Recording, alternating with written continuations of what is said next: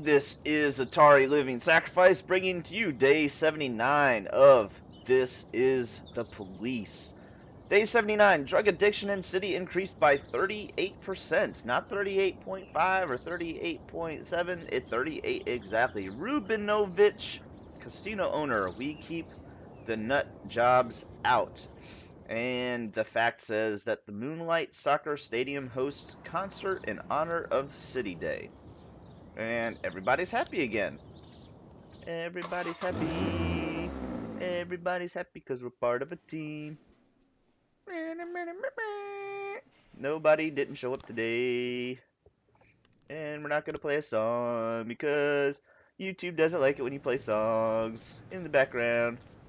Henry Sand turned out to be a member of a gang known as Sands. He could help you take down the gang if you make him an informant. Do I go after the Sands? Ooh. Ooh. This is gonna be this is a big decision, y'all. Yes. Jack, you're starting into looking members of the Mafia. You have to be careful. If they found out about this, you're dead. The worse your relationship with the Mafia, the more likely they'll start to suspect something is wrong. Wow. We're gonna catch Christopher Sand. He was born with a defective heart valve.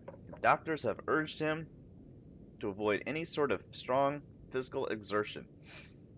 Henry Sand wanted to be a football player, and he was doing well in the school team, but a weak heart prevented him from playing football on a professional level. Sports taught Henry how to endure physical pain. He never cared much for his studies, but family connections got him into college, and it was there that he met his future wife. They had a daughter, Mary Ann, and Henry started working for the Sands parking garage. One day he fell asleep at the wheel and flew off the road into the river and nearly drowned his wife and daughter. From the severe stress of this experience, he developed aquaphobia. At 41, Henry Sand was initiated into the family business and started managing the transportation side of the Sand Mafia organization. His daughter is a successful ballerina, and Henry likes to talk about her talent. When he was 49 years old, he suffered a heart attack and was briefly declared dead. He now wears a pacemaker in his chest. Henry Sand's medical bills have driven him into debt. He always thought the family wasn't paying him enough, but unlike some of the people he could name, he never goes behind the boss's back or skims off the top. Thank you. See, if it wasn't for, I just couldn't say sports. For some reason, sports just triggered that. And once you get triggered, you can't go back. I've been triggered now. I've been triggered. So Henry Sand, I saw your daughter at the. Oh, that's my. I gotta. Woo. Sorry. Back off a little bit. I saw your daughter at the premiere of Giselle. She was gorgeous. I know you work for the Mafia. Help me, or I'll put you behind bars for the rest of your life. John Pazzi was a scumbag and deserved to die. Talk about his. Let's get on his good side. Let's get on his good side. Henry, think about your family. What will happen if you go to jail for avenging your daughter? Who will pay for her medical bills? Let me tell you how it happened. You pull an untraceable car out of your fleet of vehicles, you track down John Paz, you run him down, and then get rid of the car. If you don't, I'll tell your boss you've been skimming money. Don't remind me, those doctors are worse than vampires. Be a man and take responsibility for your deed. Your heart won't be able to handle prison. You've already nearly died once. I know some people in your organization are skimming money off the top. You hear any stories of that? Well, I did hear one story. I hereby swear that George Sand stole some antique guns and pocketed the money that the Sand family allocated for their purchase. All right. Ooh. Okay, we're gonna start a new investigation now.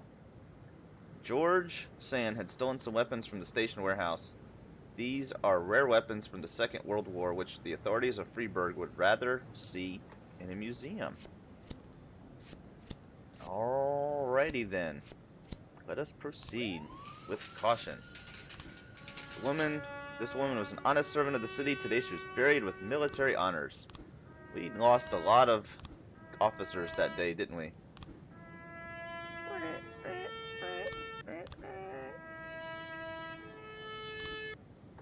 Whew, that was a busy day of funerals. I don't know if I have time to do anything else. Okay. Am I starting another investigation? Is that what this is? I started. Okay. Next up, assault. Roberta Lynn was crying hysterically as she reported that a neighbor had spent the last few days constantly using a power drill. Beside himself over the constant noise, her husband Derek went to investigate. He and the neighbor quickly fell to blows, and Miss Lynn's husband received a stomach injury from the man's power drill. Derek Lynn was able to return home and lock the door, but the neighbor is currently breaking into their house and screaming like a lunatic. The frightened woman cried and pleaded into the headset.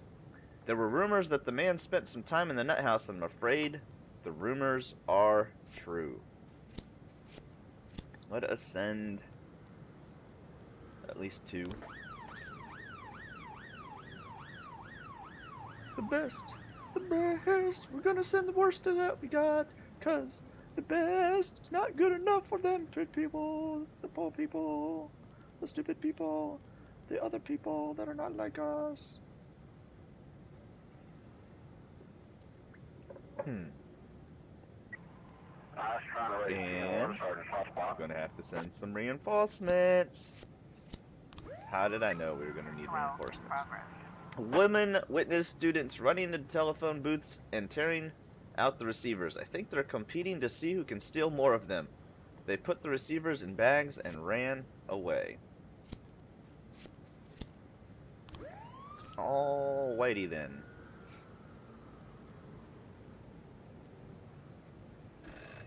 Jack, port security pulled over our truck and doesn't want to deal. We don't want any extra noise, so send your guys out to sort out the situation. It's a good thing I had 2 left. Gotta keep Mr. Sand happy while I'm investigating him. Why are they driving so slow? 212 complete. Destruction of property. The telephones, I believe. 412A. And now we caught all these people. Gotta hurry up. Get back. Get back. Hurry. We gotta fight at the beach. Y'all are taking your damn sweet time. What the heck? Family walked to the beach and noticed a few surfers were gathered near the water, aggressively arguing with each other. Look, they're about to fight. Whew, that was a close one. Someone almost got away with something. Pulling into the beach. 511 in progress.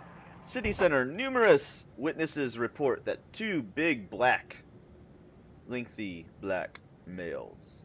SUVs are fighting off in the city. In the center of the city, armed men exited the vehicles and started firing at each other. Numerous witness reports the 2 big black SUVs facing off.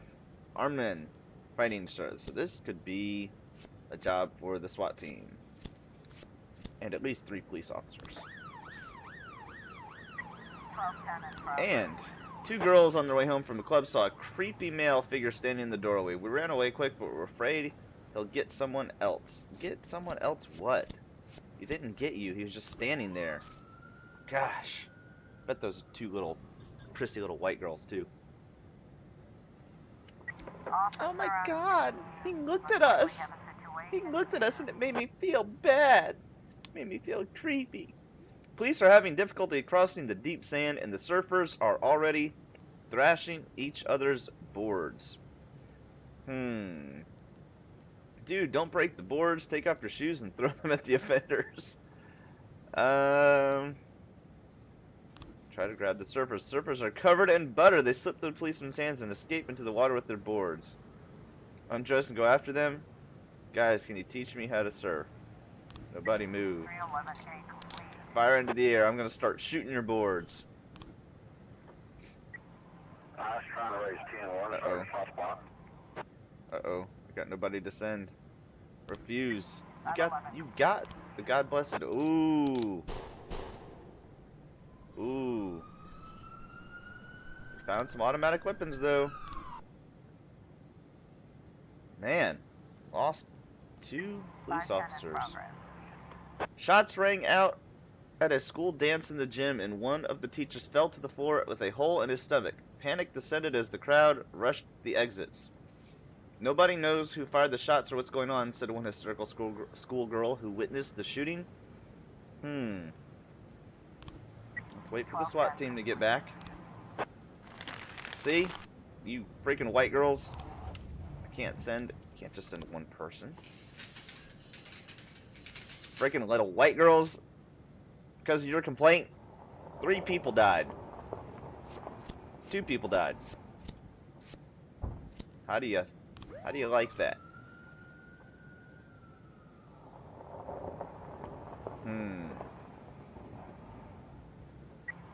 Poor Corden. Homicide. Kenya Anderson was the one who called it in. There was an older man smoking out on the street, and 2 young men walked up and asked for a cigarette. The man said he didn't smoke, and the fight broke out. The old man managed to fend off his attackers until one of them pulled a knife and stuck the man in the chest. The perps disappeared behind the nearby green door. A red-headed hot dog seller tried to help him, but it was too late. That is a very detailed story. Smoking out on the street. I don't smoke. The young kids were like, give me your cigarette. And by the way, the hot dog vendor across the street had red hair. Like, what? What does that have to do with anything? What does that have to do with the price of tea in China? I got nothing to send you. You gotta take care of it. You gotta take care of it. Yes, you did much better than Corden and Quintana. May they forever be remembered as heroes and not artards like they were. Poor Corden had 2 stripes. Alright. 3 new frames, which means nothing at this point. Few onlookers are gathered around the crime scene. A red-headed man in white clothes is bent over the body and doing something with it. Did anyone see the attackers? The young woman runs up and says the attackers already fled. One of them she knew. It was the neighbor from apartment 207. Enter the house with the green door.